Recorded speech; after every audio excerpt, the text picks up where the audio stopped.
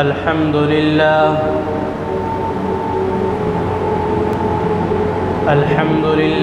نحمده ونستعينه ونستغفره ونؤمن به ونتوكل عليه ونعوذ بالله من شرور أنفسنا ومن سيئات أعمالنا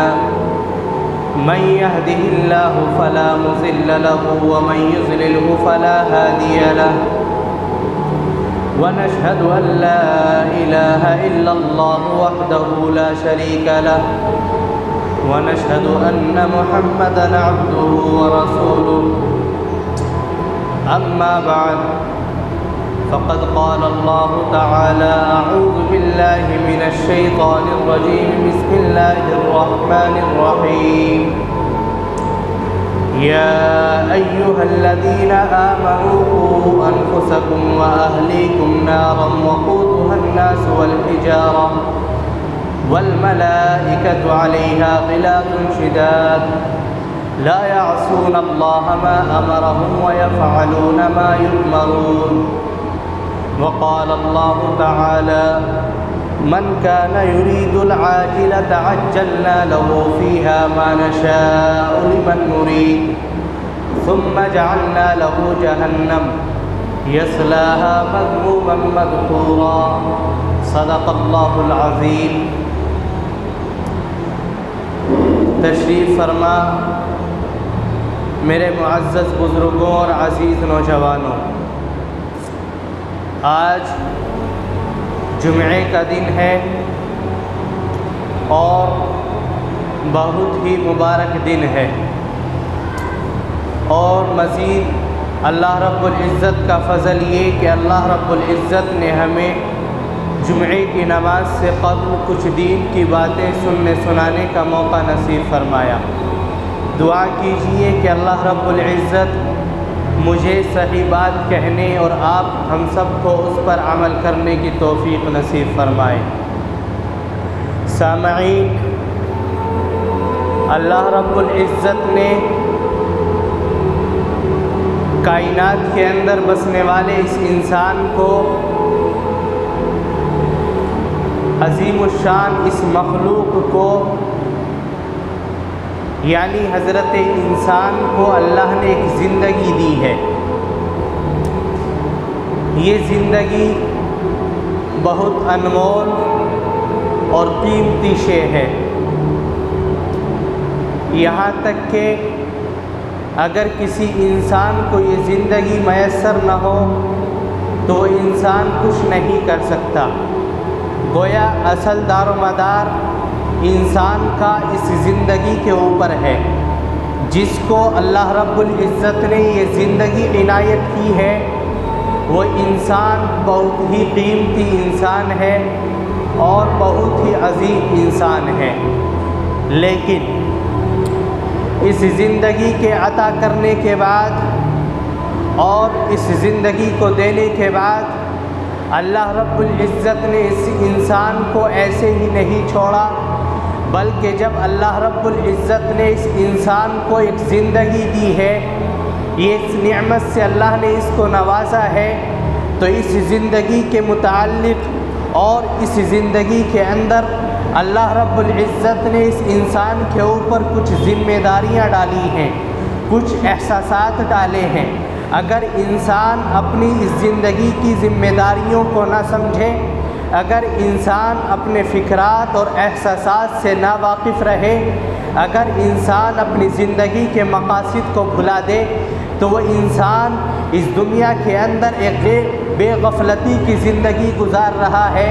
اور اس کو یہ معلوم نہیں ہے کہ تو کون ہے اور تجھے بھیجنے والا کون ہے اور تجھے اس دنیا کے اندر بھیجا کس لیے گیا ہے۔ اس لیے ہر انسان کے اوپر لازم اور ضروری ہے، قرآن کریم اس کو بیان کرتا ہے، وَفِي أَنفُسِكُمْ أَفَلَا تُبْصِرُونَ، اے لوگو تم اپنی ذات کے اندر غور و فکر کیا کرو۔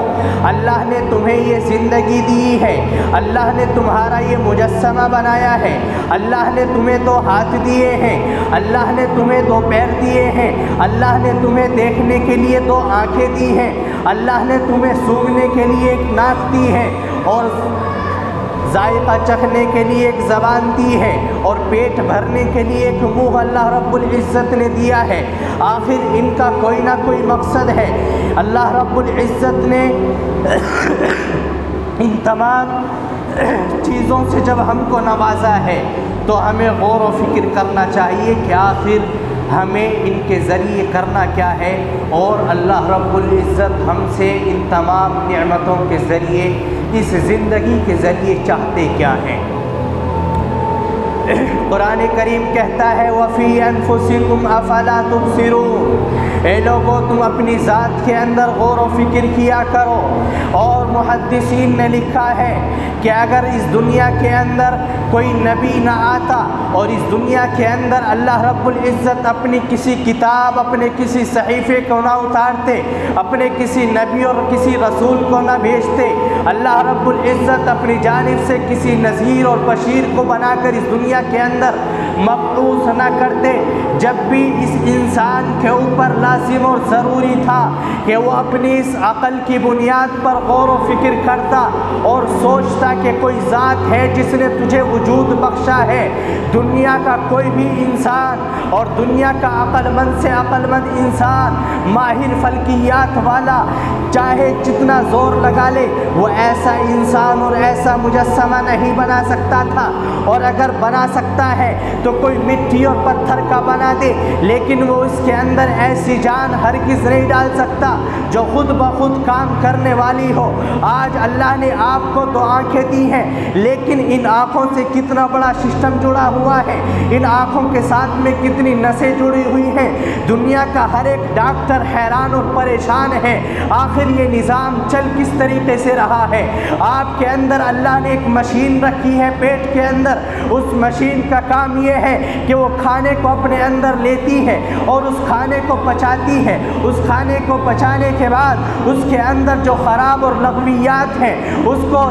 بیت الخلاء کے راستے سے باہر نکالتی ہے، اور اس کے اندر جو عمدہ اور اچھی چیزیں ہیں اس سے خون بنا کر آپ کے جسم کے اندر دوڑتا ہے۔ یہ سب کس کا نظام ہے؟ یہ اللہ رب العزت کا نظام ہے، اور یہ سوچنے کی چیزیں ہیں انسان کے لیے کہ اللہ نے تجھے ایسا بنایا، اللہ نے تجھے ایسی ایسی نعمتیں دی، اللہ نے تیری ذات کے اندر، تیرے جسم کے اندر ایسی ایسی چیزوں کو فٹ کر کے رکھا کہ اگر کوئی دنیا کا کوئی بھی کتنا ماہر انسان کرنا چاہے تو وہ ہرگز نہیں کر سکتا۔ اور اس سے بڑھ کر اللہ نے ایک ایسی عقل دی ہے، ایسی عقل دی ہے کہ انسان اپنی اس عقل کے ذریعے پوری دنیا کو اپنے لیے مسخر کرنا چاہتا ہے، پوری دنیا کو اپنے تابع بنانا چاہتا ہے۔ اگر آج ہوائی جہاز اس دنیا کے اوپر اڑ رہے ہیں، آسمانی فضاؤں میں اگر کوئی فضا کے ذریعے ہم سفر کر رہے ہیں تو اس عقل کے ذریعے، لیکن ہم یہ نہیں سوچتے کہ اس عقل کو پیدا کرنے والا کون ہے۔ ہم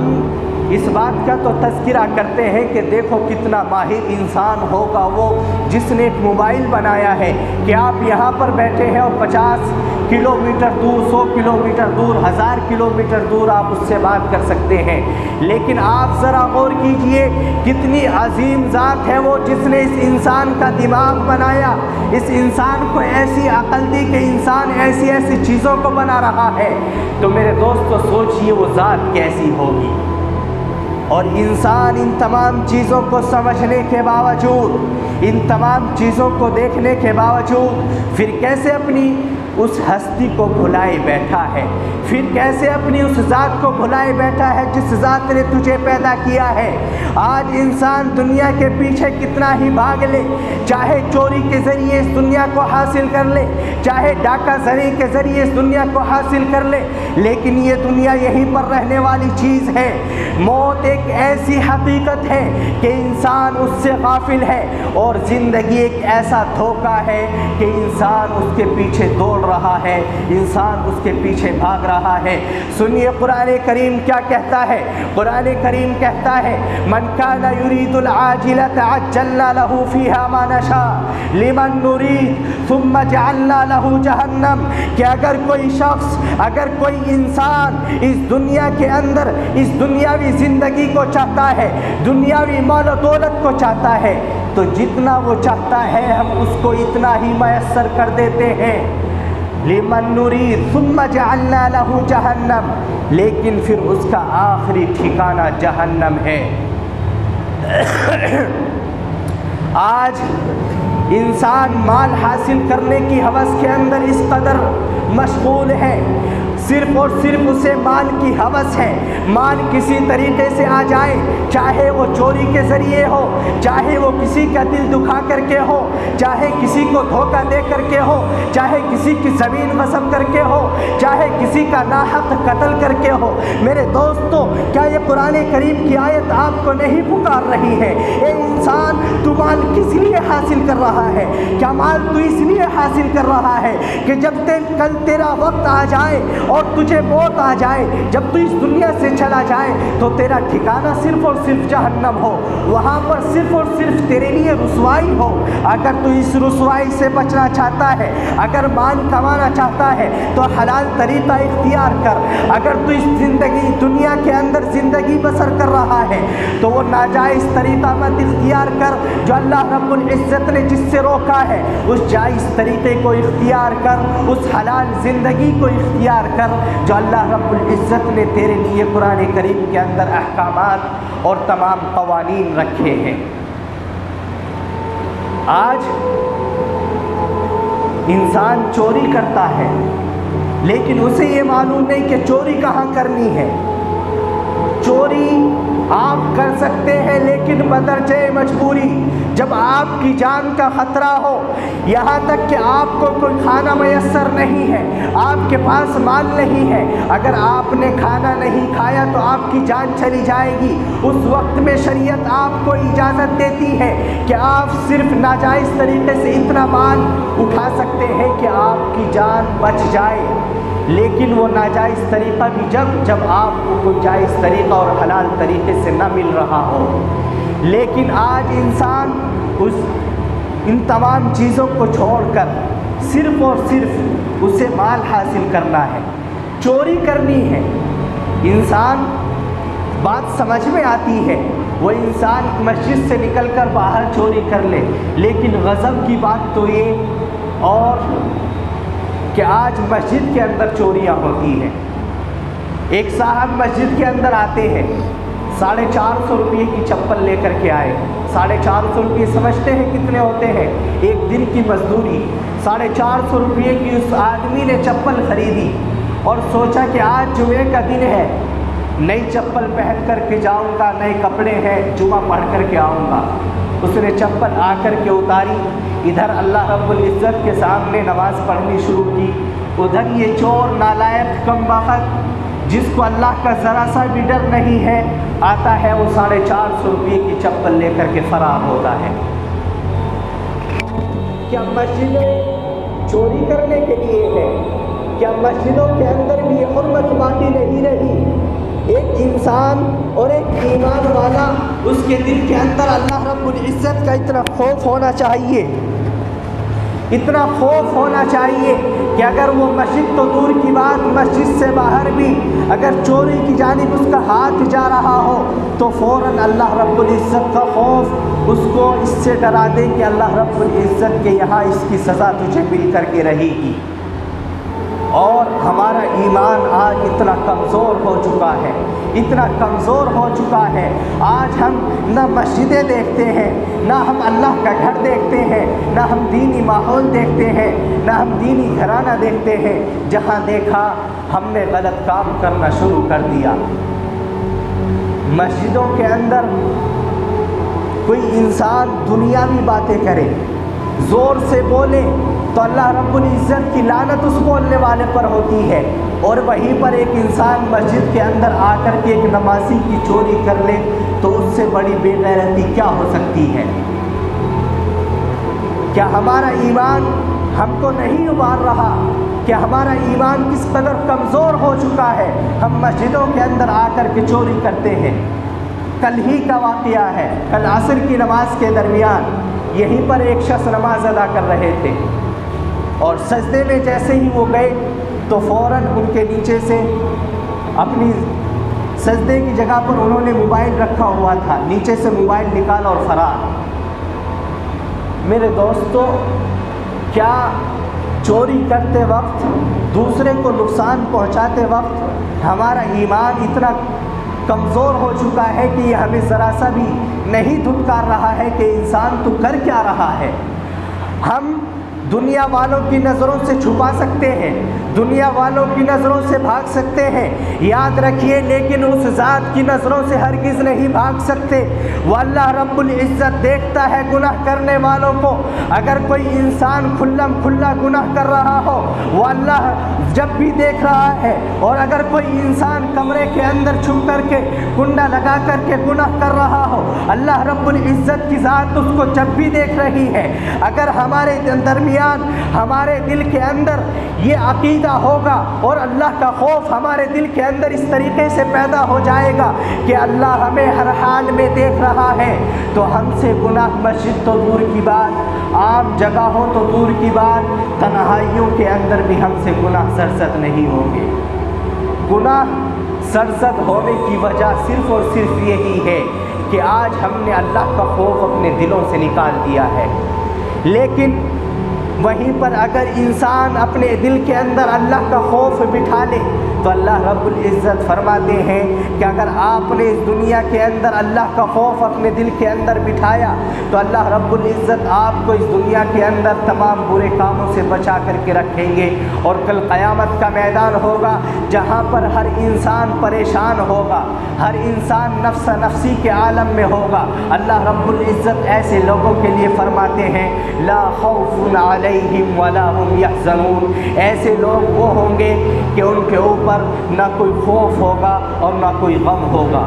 لیکن قیامت کے دن کی اس خوفناکیوں سے بچنے کے لیے، قیامت کے دن کی اس ہولناکیوں سے بچنے کے لیے آج ہمیں اس دنیا کی خوفناکیوں اور اس دنیا کی ہولناکیوں سے نہ گھبرا کر اللہ رب العزت کا خوف اپنے دل کے اندر پیدا کرنا ہے۔ قرآن کریم کی ایک آیت میں نے آپ کے سامنے شروع میں پڑھی تھی۔ قرآن کریم ارشاد فرماتا ہے یا ایھا الذین آمنوا قوا انفسکم واہلیکم نارا وقودھا الناس والحجارہ، اے لوگو تم اپنے آپ کو اور اپنے اہل و عیال کو جہنم کی آگ سے بچا لو۔ اس دنیا کے اندر اللہ نے یہ زندگی آپ کو دی ہے، اور یہ زندگی صرف اور صرف دھوکہ ہے۔ دوسری جانب اللہ رب العزت کا فرمان برابر ہے، اے ایمان والو، یہ زندگی اللہ نے تمہیں اس لیے دی ہے کیا کہ تاکہ تم کل قیامت کے دن اس زندگی کے ذریعے اپنی اس ہولناکی سے بچ جاؤ جو قیامت کے دن سب کے ساتھ میں پیش آنے والی ہے۔ آج اللہ نے تمہیں موقع دیا ہے، اللہ نے تمہیں یہ زندگی دی ہے، اللہ نے تمہیں یہ عقل دیا ہے، اللہ نے تمہیں یہ عقل دی ہے، اور اللہ نے تمہیں یہ وقت دیا ہے۔ اس وقت کے ذریعے اپنی اس وقت عقل کا استعمال کر کے اپنی اس زندگی کو کامیاب بنا لیجئے۔ اگر کوئی انسان ایسا کر رہا ہے اور اللہ کے خوف کو اپنے دلوں کے اندر بٹھا رہا ہے تو کل یقیناً اس کی زندگی کامیاب ہونے والی ہے۔ میرے دوستو، ہم اپنے آپ کو مسلمان کہتے ہیں، لیکن وہ مسلمان کیسے ہو سکتا ہے؟ موقع لگے تو کوئی گناہ کر دے، موقع لگے تو چوری کر لے، اور موقع لگے تو کسی سے آنکھ لڑا لے، اور موقع لگے تو کسی سے زنا کر لے، اور موقع لگے تو کسی کے دل کو دکھا دے۔ میرے دوستو، ہرگز وہ ایمان اور وہ مومن کامل نہیں ہو سکتا۔ اگر آپ مومن کامل ہونا چاہتے ہیں تو آپ کو ہر لغویات سے بچنا ہوگا، ہر منہیات سے بچنا ہوگا، اپنی پوری زندگی کو اللہ رب العزت کے حکموں کے مطابق، اللہ رب العزت کے قانون کے مطابق گزارنا ہوگا۔ جب آپ کہیں قرآن کریم کی اس آیت کے اوپر عمل کرنے والے ہوں گے، اے لوگوں، تم اپنے آپ کو اور اپنے اہل و عیال کو جہنم کی آگ سے بچاؤ۔ آپ نمازی ہیں تو آپ کی فکر یہ ہونی چاہیے کہ میرا بھائی، میرے اہل و عیال نمازی ہوں، میرے پڑوسی نمازی ہوں، میرے رشتہ دار نمازی ہوں۔ اگر آپ نے صرف اور صرف اپنی فکر کی لیکن اپنے ایمان والے بھائیوں کی فکر نہیں کی تو آپ کل قیامت کے دن آپ کی بھی پکڑتے ہیں۔ اللہ رب العزت ہم سب کی حفاظت فرمائے، تمام منہیات اور لغویات سے ہم سب کی حفاظت فرمائے۔ وآخر دعوانا